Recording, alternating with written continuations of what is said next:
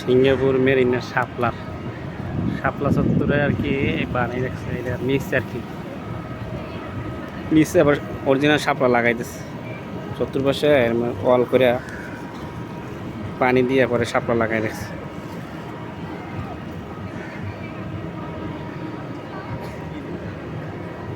অনেক ফুল ফুটে রয়েছে, অনেক বড় এরিয়া নিয়ে।